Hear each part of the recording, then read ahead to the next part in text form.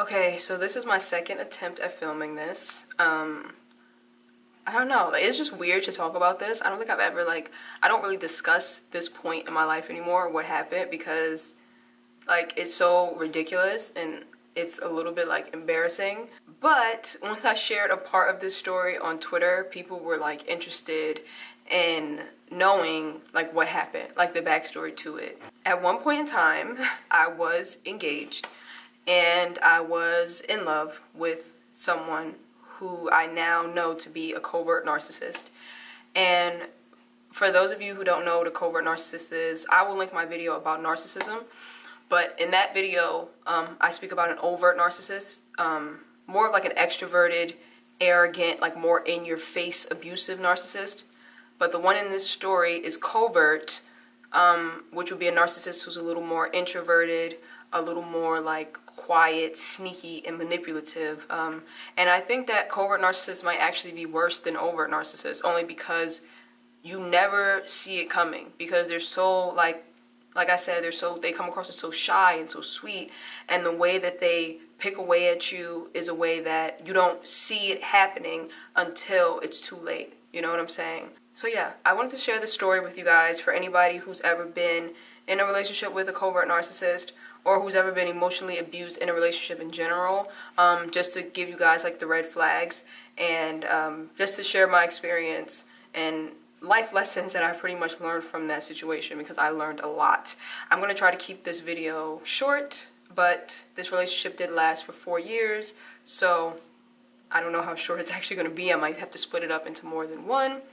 And also my apologies for my voice, because I still have a fever. You know, a lot of emotional purging these last couple days. So whenever that happens, it always, you know, manifests as a physical illness in me. So I guess we could start out with my freshman year of college.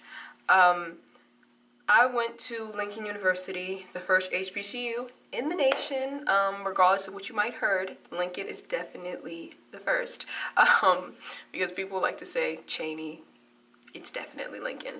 But I went to Lincoln University, and I remember when I went into college, I remember setting a goal of being valedictorian, and I remember just having my eyes on the prize. Like, I was just like, I don't want to be dealing with any men, I don't want a relationship, like, I just want to, you know, focus on myself. And I think that that's where my first red flag comes in at, because like when you're about to make a drastic life change, and when you're about to step into something really positive in your life, I feel like, you know, negative things will be thrown at you to steer you off course. And a lot of people will confuse that negative thing as a blessing, because I thought that because I had set this goal to be valedictorian and that like I was on the right path, that once I met this man, he was just like an add-on to like the blessings that I was already, you know, having bestowed on me. But really, he was meant as a distraction and to throw a wrench into my plans, you know. But also, I'm glad that I did meet him, because like I said, of all the lessons that it taught me. So yeah, freshman year, I met him 2 weeks into college,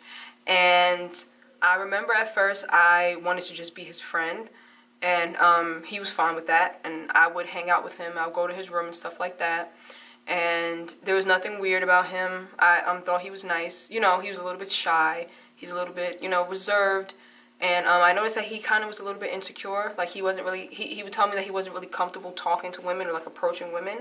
You know, I thought that was kind of cute. You know, I thought it was kind of cute that he was like shy. He was kind of nervous to talk to me. So yeah, we started out just being friends, and I remember that when we first like started being friends, he would confide in me about his ex, and apparently she had done some really nasty, terrible, manipulative things to him, which now thinking back on it, there's a very good chance that, you know, he made a lot of it up, and that, you know, he was probably the one who was doing most of the manipulating in the relationship.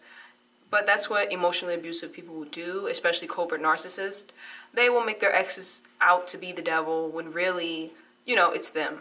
They were the ones. But of course, they're not going to tell you the part they play in it. So I did not mind consoling him about his ex, and I would advise him on what to do. Like, I remember I told him that he should write her a letter and just let all his feelings out, but then not give it to her, just rip it up. And I think that was my first, like, that was my first step towards actually becoming interested in counseling. Because I remember he would say, like, oh, you're a really good listener, and, like, you give good advice, so you should become a counselor. And I never considered it. So even thinking back on it, like, that bad situation still was really good because it was my first step into actually wanting to become a psychologist. So as time went on, his ex, you know, he stopped mentioning his ex as much, but he would still bring her up sometimes.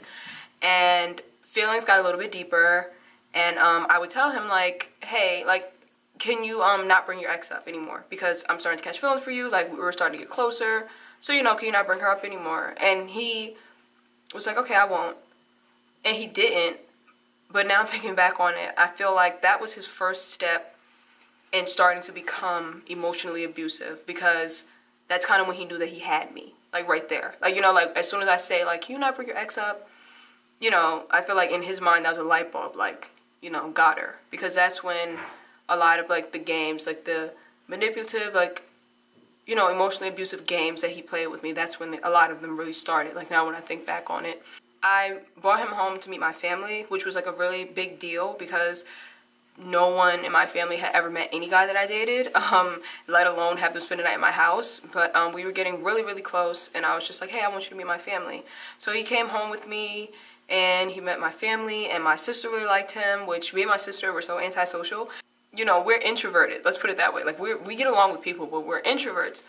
And so, like, when he could get along with her, and they could be, like, in the room together just talking and laughing like they knew each other forever, I thought that, like, I had met a good man, like, that I had done good. Like, this is, like, the first guy I was bringing home, and all I really cared about was him getting my sister's approval. My sister was really, really comfortable with him, which that still, like, to this day, that still hurts me, because I feel like I brought somebody around my sister who ended up not being who he said he was, you know, and that hurts me, because I feel like not only did he distort, like, my view on love and relationships, I feel like he distorted her view as well, because he was around for 4 years, and you know, we were both convinced that he was such a good guy, and she would even tell me, like, wow, like, you have it all, like, you're in college and you have a good man.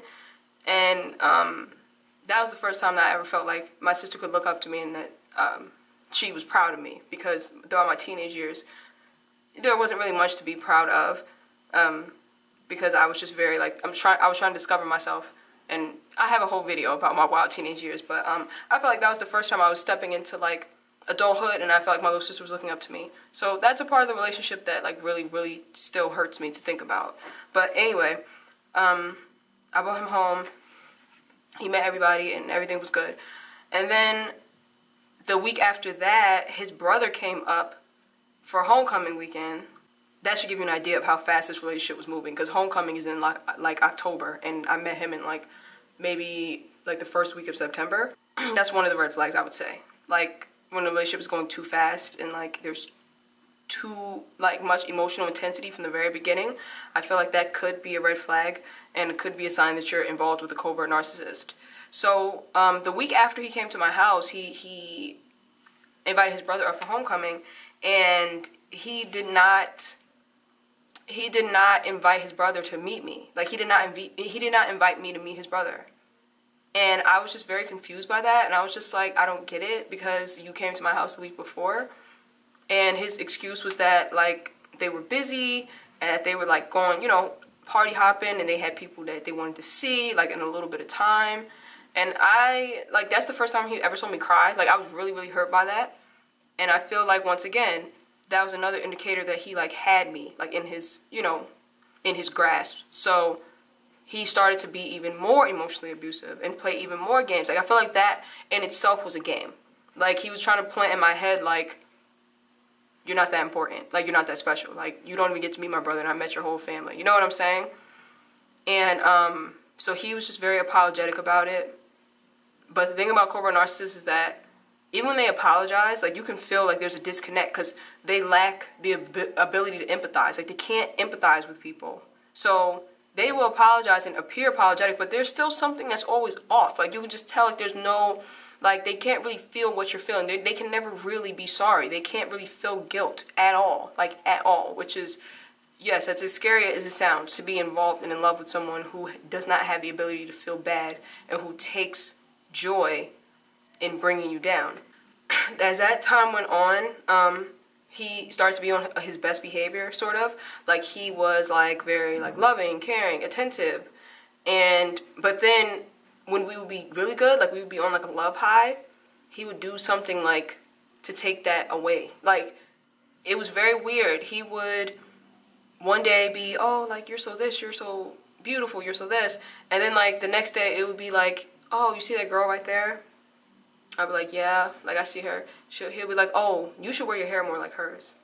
Or you should dress more like her. Like, he would plant little seeds of doubt into my head, like, of doubt and insecurity, and kind of just let them fester. Like, the thing about covert narcissists is that whatever positive traits you have inside of you, they are very envious of those traits, and they want those traits. They want to take those traits from you. And the things that he admired about me, that he said he admired, was like my sense of security and how I didn't get jealous. So he said he would admire that, but he tried to take those things from me because he didn't have those things. He was very insecure. He was very unsure of himself. And he couldn't stand secretly that I was so sure of myself and I was so confident. So, like I said, whenever he got the chance to try to bring down my self-esteem, he would. And he would do it in a way that it would be unexpected because we would be so good one day. And then the next day, he would just, like, plant little seeds. And that's why, like, that's what makes him so sick. It's so, like, manipulative. It's so calculated, you know? Like, I saw him walking with a girl one day, and I remember I thought nothing of it. Like, I was just like, oh, you know, hey, how you doing? Like, waved at both of them. And I remember, like, after I saw him again, when I saw him again, he was just, like, trying to explain himself, like, who the girl was. And I was just like, okay, like, it's fine. Like, nothing in my head said to think anything negative. And I feel like that bothered him. Like, it bothered him the fact that I was so secure to that point, because he could never be secure to that point ever. So I feel like that got under his skin, and, like, he slowly but surely, like I said, tried to, like, take that trait away from me. So this all went on freshman year. It was very much like up and down, a roller coaster. And this is all freshman year, my first semester, noted. Like, all this is going on my first semester. But for the most part, I thought our relationship was good, because when we were good, we were great. But I didn't even notice that we were only great when he wanted to start picking away at me just to disguise what he was doing, you know? So Christmas break came, and his father came to pick him up, and I finally got to meet his father. And I was so excited, and I was just like, yes, like, we're good now. Like, I met his dad, like, and he talks so highly about his father, and I'm just like, okay, so, like, this is good. Like, I finally got to meet his dad. So I met his dad, and I thought everything was good. Then I went home, and I did not hear from him. He went radio silent, which is, like, another tactic of a covert narcissist, of course. He went radio silent, and I was very, very, again, highly confused, highly upset, and highly hurt. Like, this, like, intense affection and loving, caring thing that he would do and then just snatch it away, it was, like, really taking a toll on me mentally.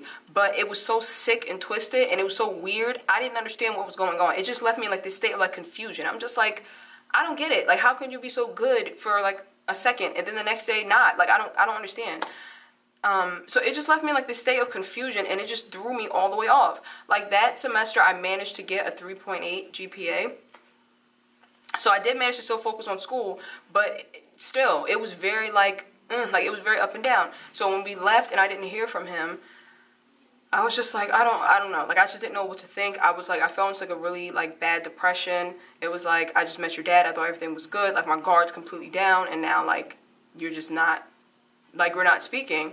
And he would pop up and call me, like, every, like, couple days or, like, a week or two, like, apart, and his excuse was always that, like, something's wrong with his phone's broken, or whatever. It was always, like, an excuse, and I was just like, I don't get it. Like, I was just really, really, really confused. And because I came from a dysfunctional household, because I had been emotionally abused since I was a child, this is not something that I had the tools to properly handle. So this is not something I have ever even been through. Like, my relationships as a teenager, they were just like puppy love, and they were very much like play, and I would just jump from one to another. But this one I saw as more serious, and I did not have the tools. I was not equipped to handle this, and I didn't have anybody to talk to about it either. So I just, like, handled it the best way I knew how, and I would just, like, cry about it, and the best way I know how, crying, of course. And I would, like, cry about it, and I was just like, you know, I would like write about it, like journal about it, and just like pray on it. Like I hope that everything works out. Like I would just pray that like we could get it together. Because I thought like we were just going through like, you know, trials and tribulations like of a relationship, because I was convinced that we had something good. So when we came back to school from Christmas break, I remember being so excited to see him. And I remember, he was excited to see me also. And I remember we had sex. That's probably too much information, but it plays a role in what I'm saying. We were intimate. And I remember he was just like, yeah, I feel like, I don't know, every time we have sex, I feel like I'm making love to my wife. Like I feel like I'm with me. Like that's what he said, right? So I'm on like a love high, like, oh, like we're gonna be good, like everything's good, like completely ignoring the fact that he had ignored me through all Christmas break, right? So then shortly after that, and I'm not talking about days later, I'm talking about probably like 2 hours later, he was like, I have to tell you something. And I was like, what happened? And he was just like, over Christmas break, like I was thinking about somebody else. Like I was thinking about somebody a lot. And once again, like I said, that surge of like emotion, like from high to low that quickly, it was really like doing something to my, like it was really fucking with me. So we had just had, like we were just intimate, and apparently I was his wife or his soulmate. And then a couple hours later it was like, yeah, so I might be interested in somebody else. Like that's the kind of sick ass games that he liked to play. And again, like I said, I was not equipped to handle it. I didn't even know what the, like I was confused from start to finish. And I was just like, what do you mean you were thinking about somebody else? Like, what are you saying? And he was just like, I just feel like I have feelings for somebody else. Like, I have feelings for somebody else. And I was just like, who? Like, who do you have feelings for? And the girl that he told me he had feelings for was this girl on campus. She was really, really, really popular on campus. Like, and I liked her a lot. Like, we stayed in the same dorm. Like, we were on the same floor. And we got along really well. So it wasn't even an instant when I was just like, oh, that bitch. Like, you know, like, I liked her a lot, and I think that added on to, like, how bad it actually was. Like, that added on to how much of a blow that was to my self-esteem, because I couldn't even, like, demonize her and be like, oh, that bitch, she ain't got nothing on me, like how, you know, people do to make themselves feel better, because I felt like she genuinely was, like, a good person, and she was really pretty, she had a nice body, she was smart, like, there was nothing bad I could say about her, and, like, everybody on campus liked her, like, everybody, every boy wanted her, I didn't know, like I said again, I didn't know how to handle that, and I was just like, what do you mean? Like, are you being serious right now? And he was just like, well, if you were really my friend, like, if you really love me like you say you do, then, you know, you would hook me up with her. Like, you would put me on with her. And I was fucking baffled. I was like, what? Like, I was like, wait. I was like, am I going nuts here? Like, am I supposed to be putting you on? Like, I was really genuinely confused. I was like, what are you talking about? And he's like, Shaniqua, I just feel like you're just really insecure about yourself. Like, you're just really insecure. Like, if I'm your friend, you shouldn't be, like, this shouldn't hurt you. Like, you shouldn't be jealous of something like this. Like, you should be helping me out. Like, you should be helping me. Like, notice that word, insecure. The semester before, he was telling me I was secure and he admired that. This semester, he tells me he wants to be involved with another girl, and that I'm insecure if I don't help them get together. That's what I'm saying about covert narcissists. They're fucking crazy. So, and they will drive you crazy as well. Because at that point, I was like feeling like I needed to be put into the psych ward. Because my brain was so like, I was so genuinely like confused. So I was just like, well, if you're going to pursue her, there's going to be no me and you like as friends. Because we still hadn't had like a title, quote unquote. Because he still was all, I don't want to have a title right now. I don't want to have a title right now. Which is another red flag. Like, if you're getting all the benefits, if he's getting all the benefits of the relationship and without no title, just no. Just don't give him don't give anyone any benefits of a relationship without them being willing to commit to you, period. So, there was still no title, so technically he was not leaving me for anybody else, so he said, you know, you shouldn't have a problem with hooking me up. Oh god, the story's going on long. I see the time on this thing. We're still in freshman year. So yeah, basically I told him, like, if you're going to be cool with her, if you're going to be, like, trying to pursue her, that I don't want to be your friend. You know, like, we're not going to be friends. And he was just like, okay, if that's what you want. Like, he was like, okay, if that's what you want.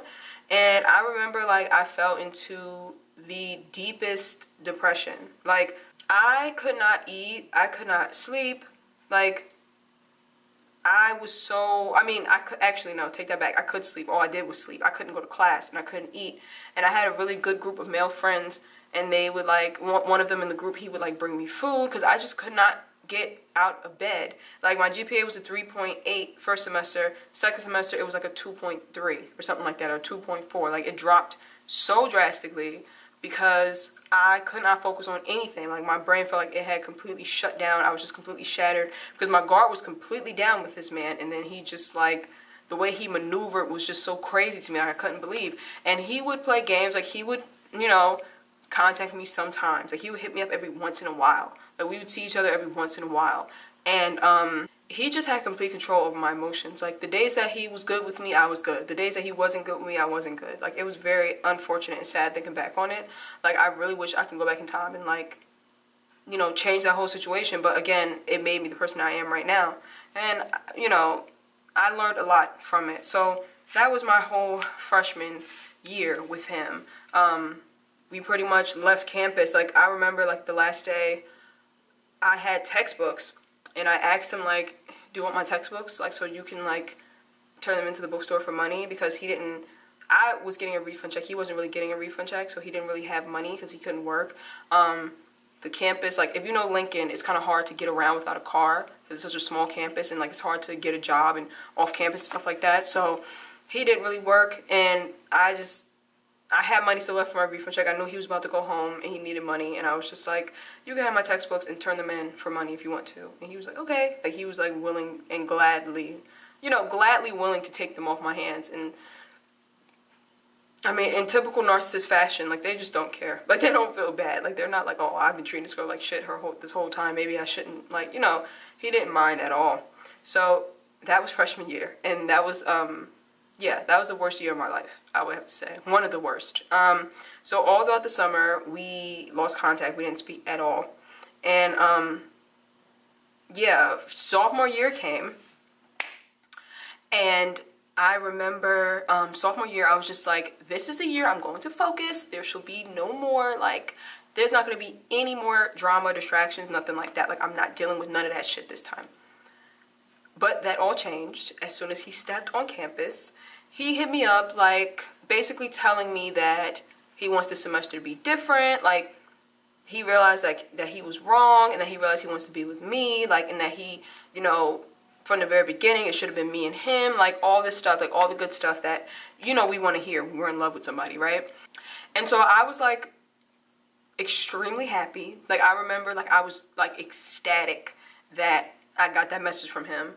And I shouldn't have been, because, like I said, the way he treated me the semester before, it should have been like, nope, you don't even get that chance again, you know? But he was just like, yeah, I just want us to be good. Like, I want it to be just me and you. We met up, and everything was, like, good. Like, everything was good. Like, it was just me and him, like he said. Like, that was, like, despite the fact that, like, we went through all that our first semester, like, it's hard for me to put in details about everything that went on, that I genuinely felt like that was my best friend. Like, we could talk about anything, we could joke about anything, like, we could spend all day together and not get, like, not be drained or not be tired of each other. Like, that was my best friend. So it wasn't a situation where we were just having sex and then he was, like, tossing me to the side and I was just, like, deluded into thinking that, like, we had something. He really, like, fooled me into thinking that he was, like, my best friend because of the time spent together. Like, the quality of time spent together, you know? Not even just the quantity, but the quality, and how deep our conversations would be. So when he told me that he wanted to just be me and him sophomore year, I was completely 100% for that, because that's all I wanted from the beginning. He had came to his senses sophomore year. Let's put it that way. So we started, like, back messing around or being with each other, I guess, without the title still. And I would always ask him, like, I don't understand why, what's your problem with the title? And he would just be like, I just feel like I'm going to fuck everything up if we have a title. Now, there's a red flag. If they say they feel like they're going to fuck everything up, they're warning you. They are going to fuck everything up. Yeah, he was just like, I'm going to fuck everything up, blah, blah, blah. And I was just like, no, I have faith in you. Like, what do you mean? Like, we're going to be good. No. So I remember one day he was in the shower. I was in apartment style living. And he was in the shower, and something told me to go through his phone. Now, I know this is wrong. I was 19 at the time, people. I was young. So I decided to go through his phone because something in my head was telling me to go through his phone. So I picked up his phone, and I scrolled through the contacts, and it was the girl from last semester that he said he wanted to get with. It was her name in his phone but it was his last name. Like, it was her first name and his last name. And I remember I was so furious. Like, I was seeing red because, like, again, like I said, we were so good, so good. There was no indication that anything was going on. So when I saw that, like, he got out the shower, I should have beat his ass in that shower, right? Like, I should have got a belt and, like, beat him while he was wet. I wasn't thinking at the time. I'll be prepared next time. No, I'm kidding. We don't hate each other, people. It's not good. Like, men, women, please don't hate each other. So I remember I was so furious. Like, when he got out the shower, I was like, what the fuck is this? Like, and I had, like, the phone in my hand. I feel like this is the moment where I transitioned from secure, happy-go-lucky child to crazy, insecure girlfriend mode. I feel like this is where it transitioned. So I was like, I didn't even try to hide the fact that I went through the phone. I said, what the fuck is this? Like, I like showed him the phone, like, why is her name in your phone? Blah, blah, blah. I was like going off on him. And he was just like, why are you going through my phone, Shaniqua? Like, all calm. And I remember I just like grabbed him by his sweater and like slammed him like against the door. Like, stop fucking playing with me. And like was like shaking him like, oh my God. Like, it's not funny. It's really not. You shouldn't be putting your hands on anybody. But I was so furious. I couldn't even contain myself. And he just like picked me up and like put me on the bed. It was like restraining me. I was so small. I was like kicking, like, get off me. Like, I was so small. And I was so mad. Like, I was so mad. So he just like got his books and like stormed out of my dorm, and I was just like crying, like yelling. Like, I remember I called my best friend and I was just like, come get me, like, I'm done with this motherfucker. Like, I was just like screaming. And my best friends are textbook best friends, okay? Like, if you could define best friends in dictionary, that would be us. Like, my best friends were up there in 2.5. Like, they were like, you want us to come get you? We're coming to get you right now. So like, they drove up there, they drove up to Lincoln. And like, I just packed like a bag and I was like, let's go, let's go. And I just left. Like, my room was like a mess because I was like throwing shit around, like breaking shit. Like, I was so mad, and I just left. And I remember I turned my phone off and I was like, nope, I'm not answering none of his calls. Nope, fuck him. So like 2 days later, I turned my phone back on and I had so many missed calls from him. I had so many messages from him. And he was like, I came back to your room and you're not here. Like, I'm worried. Like, he just was like spazzing out. And he was like, and I remember that's like the first time he told me that he loved me. And he was just like, I love you. Like, please just call me. Like, just like, he sounded so distraught and panicked. He wasn't distraught or panicked. Like, let's be real here. He didn't really care. And after he told me he loved me, I was just like, okay, maybe. Like, oh my God. I was 19, people. Okay? I come from an abusive background, okay? Do not judge me. So, I was like, I called him, and he was just like, Shaniqua, like, please just come back. Like, we can just talk about this. Like, we can work through this. And, you know, all that other good shit he was promising me. So, but I will say that once I came back, he was on his best behavior. Like, he actually did really, really well. And I feel like he was just being sneaky, but he just wasn't getting caught. Because he saw then that I was not playing with his ass and I would leave. So in my head, he was doing better because he loved me. But honestly, I think, thinking back on it, he was just being more sneaky and making sure he didn't get caught. Sophomore year went on, and things were okay. Like, things were, like I said, they were up and down. But then the end of sophomore year, like, there was like this dance or this party or whatever. And so, like, we're in the party, you know, I'm drunk. I used to be drunk every Thursday. Like, Thursday, that was my shit. Like, I would be out Thursday. I would be drunk from Thursday to Saturday. Like, and people who know me now, like, they'd be like, what, you? Like, because I live such a healthy lifestyle now. But yeah, I used to binge drink. I used to drink to the point of, like, not passing out, but, like, yeah, I used to be drunk all the time. And thankfully, I had, like, a really good group of guy friends. Like, a lot of things have gone wrong in my life, but God really was looking out for me. So yeah, sorry, my camera keeps overheating. If like the angle keeps going off, I have to like keep stopping and like waiting for it to cool down. But yeah, like I was saying, God definitely, I would say, was looking out for me. Like, my spirit guides, my angels were in like full effect with the group of guy friends that I had. Because the amount of drinking that I was doing, not just to have fun, not just to party, but also to kind of escape what was going on with, you know, my boyfriend at the time, I could have been easily taken advantage of. Like, my group of guy friends, it was probably like 7 guys and then just me. And they never, ever tried anything with me. When I was sober, when I was drunk, like, they genuinely were just there for me. Like, there's been times where, like, one of them I, like, threw up on his bed, like, all over his polo sheets. I feel bad. I feel like I still need to buy him more sheets. But, he just like changed his sheets, like made his bed up and like took me to the bathroom to like keep throwing up. And just thinking about like the group of guy friends that I had, like I feel so blessed to have had them, but I lost all of them because of my relationship. I really didn't care about much outside of what was going on in my relationship, and I didn't value my friends at the time. And he didn't like the fact that I had so many guy friends, so I eventually ended up not speaking to them, which is like, sorry, I'm trying to get comfortable, which is like crazy to think about now, because I would never, like being the adult I am now, I feel like I would never, ever, ever, like, discard my friends for, like, a man, because I now know the true value of friendship. So, like I said, I would be so crazy drunk, and it was this one party, this one weekend, everybody was, like, out having fun, partying, whatever, and we kind of, like, we didn't really make agreement not to dance with people, but I mean, it was kind of like an unspoken thing. Like, you're not, you know, you're not going to be grinding up on another girl in front of me. Like, you know what I'm saying? And I'm not going to be grinding up on a man in front of you. So, I was sitting on the bleachers with my friend Fisa. Hey, Fisa, if you're watching. I don't know if she watches my channel. I was sitting on the bleachers with my friend Fisa, and I just was looking around, you know, whatever, on the bleachers, dancing, you know, drunk as hell. And I looked around, and I saw him. Like, it was weird. It was like I had laser focus, like my eyes lasered in on him. Like, what are the odds I would see him in that big ass gym? And he was dancing with somebody, and he was dancing with that girl from last semester, that girl that he liked, that everybody liked. He was dancing with her. All his friends were surrounding him, like, hey, like, you know, hyping him up, because, you know, like I said, everybody wanted her. And I sprinted down those damn bleachers. Like, I was skipping steps. Usually, like, with bleachers, I'm afraid to walk down them because you could topple over, you know what I'm saying? I skipped 2 bleachers. Like, I was down with heels on. Did I have my heels on? I think I did.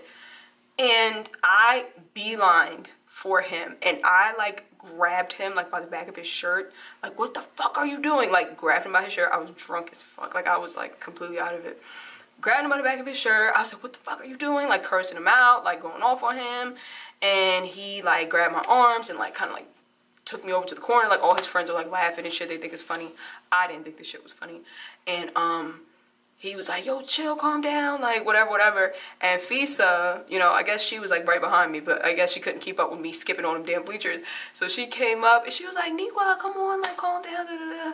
And I was, like, screaming, I was crying. I was like, Fisa, I'm so mad, Fisa. Like, I was, like, going all the way off. The girl he was dancing with, I don't know where the hell she went. Like, I don't know. She just disappeared. But, I was, like, crying, just screaming, and Fisa was, like, consoling me, like, wiping my face. I didn't even wear makeup back then. Oh, my God, that's so weird. Because I'm thinking about it, like, yo, how was I crying like that and, like, still looking presentable? Now I'm thinking about it, I didn't wear any makeup. Like a psycho. I didn't start wearing makeup until after I graduated college. Like, how did I make it through those years? That's so odd. Anyway, I was crying, like, just, it was bad. It was really, really bad. Like, no, like I said again, I was only 19 at the time. It was very extremely petty. But the point is that he had no problem disrespecting me, especially in public. Like, all his friends could see dancing with that specific girl. And, like, it was just, like, a roller coaster of a relationship. And every time we had lows like that, it would be followed by extremely high highs. So it felt right for some odd reason to me. But then again, like I said, I grew up in a very dysfunctional household, so of course it felt right. Of course it felt like that's the way relationships are supposed to be. You know, I was very much used to dysfunction and turmoil and anxiety in my body. So him, you know, he felt like home. That's what home felt like to me, is a bunch of abuse and neglect and, you know, discarding of my feelings and, like, dismissing my feelings. Like, that's what home felt like to me. So you know, he just felt like home, which is very, very it's very unfortunate to think about. Oh, wait, I missed something. My first semester of sophomore year, I missed an important factor. That's the semester that somebody really close to him passed away, and he went home for a couple of days to go to the funeral and stuff like that, and I was just trying to be there for him, like, consoling him and stuff like that, but he was very distant, and I understood because he had just lost someone, so he wouldn't let me, like, be there for him fully. And then I remember when he came back, I was like, let me take you shopping, because he didn't really have any, like, winter clothes or whatever. He didn't really have, like, a coat or whatever. And I was like, let me take you shopping. Like, I had my refund check. Like, I was just like, I have more than enough. Like, let me take you shopping. Like, let me just take you somewhere to get your mind off of things, you know? And so we went out of town and I took him shopping to get like boots and like a coat and stuff like that. And I was using his phone, and then I just happened to look through his phone. And there was this message from like this woman. She was like in her 50s probably. And I was like, what is this? Like she was like sending him pictures of her like at work. And there was a message that was just like, I saw your mom earlier. Like if she found out about me, she would probably try to kick my ass. Like blah, blah, blah. And I was just like, what? Like, you're supposed to be home like mourning. Like you went home for a funeral. And you are messing around with someone's grandmother. Like, I'm very confused. Like, this woman probably was in her late 50s. She looked good for her age, but like, what are you, like, are you joking? I remember she said like, I can't wait until you come back. Like, make sure that you don't masturbate at that time because I want all of your juices to be like fresh, or something really fucking disgusting like that. And I was like, we were in the store. Like, we were in the fucking store. Like, he was like at the cash register, like paying for his stuff. And I walked over and I was just like, why are you playing with me? Like, why are you playing with me? And he was just like, what are you talking about? And I said, we'll get back to the hotel.